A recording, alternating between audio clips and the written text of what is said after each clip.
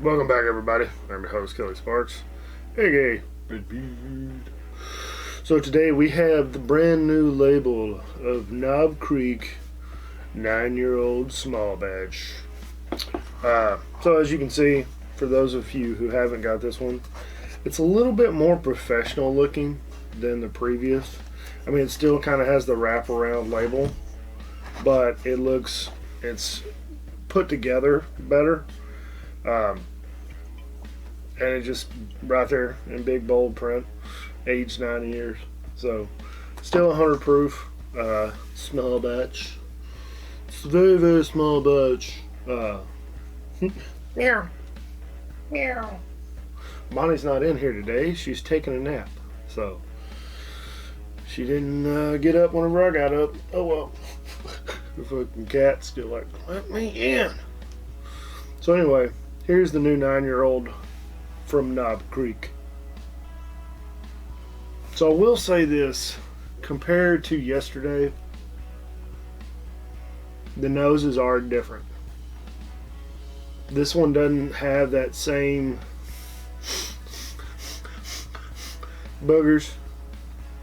This one doesn't have the same old dusty brick house nose. Definitely some more nutty funk on it in comparison. It still smells good, but I definitely feel like the noses are completely different. So let's see how it tastes.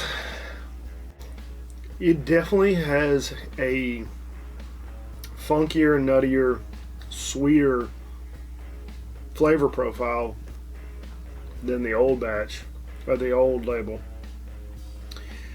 And I don't want to speculate why.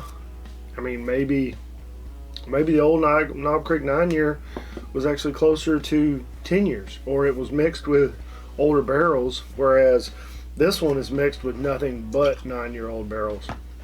It's very possible that the old Knob Creek 9-year was mixed with barrels that were upwards of 12 to 15 years old as well.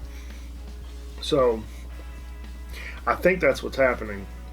I really do, and I might be wrong, I don't know, but I feel like the new Knob Creek 9-year is legitimately just 9-year-old barrels, whereas the old one, because it wasn't as popular back then, 6, 8, 10 years ago, it was a popular bourbon, but it wasn't.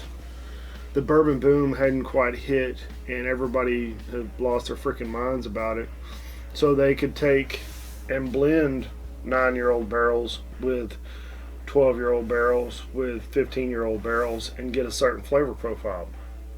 Whereas now, it is not the same flavor profile. I mean, it has some similar characteristics, but I can tell you right now, it's not the same bourbon.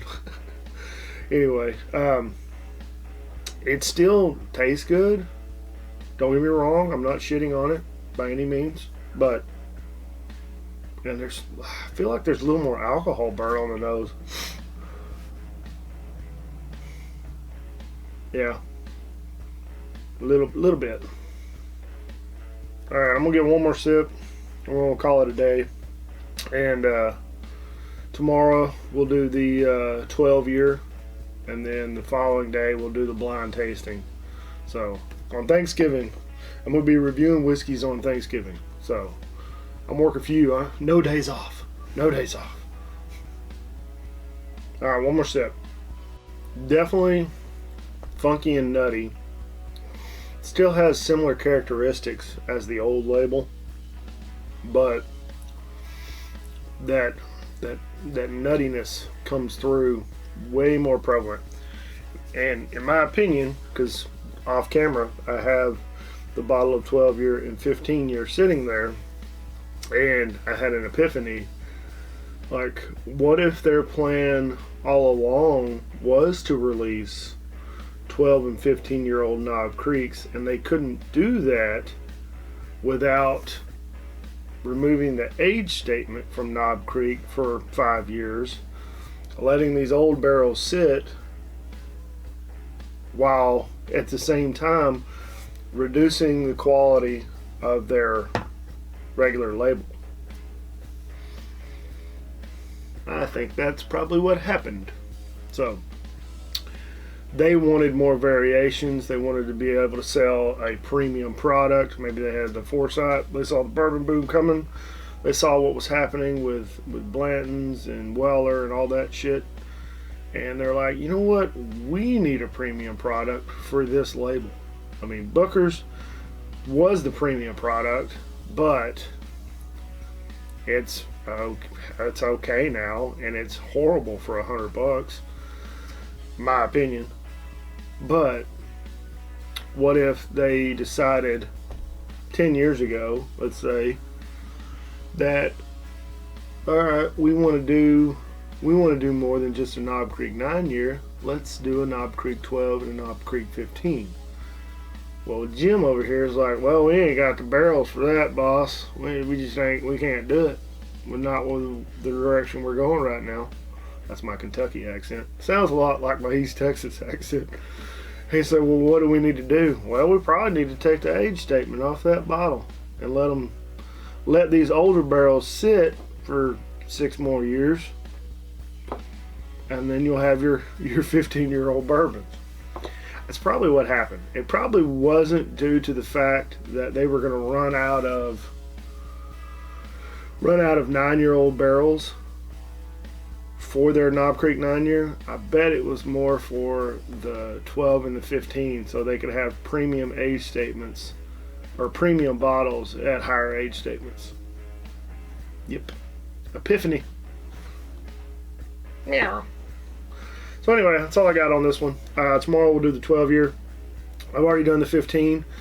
I put links up on the top of the page, so you can click on the Knob Creek link and you can watch all the videos for Knob Creek if you want. Go back and watch that Knob Creek 15-year.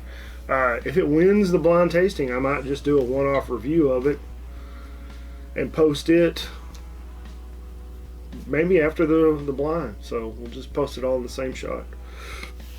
But anyway, that's all I got. Thanks for watching. Like the video, subscribe, check out Patreon if you can, donate, help a brother out. I am back to working again. Jeez, that is the cat trying to rip the door off the hinges. But anyway, back to working again, so as soon as some paychecks start stacking up, we'll get back to it. The month of December will be, well, the first 24 days of December, probably 25, will be nothing but scotch. So get ready for that. Got the Scotch Whiskey Advent Calendar that my patron Brock sent me. Appreciate that, Brock. Thanks. You're the man. Feel like I'm forgetting something. Thanks to all my patrons out there for donating. Appreciate you. Don't forget to check out the Bearded Idiots. Like always, drink some whiskey, share it with your friends and family. Be safe. Don't drink and drive. Take care, and we'll see you next time. Cheers.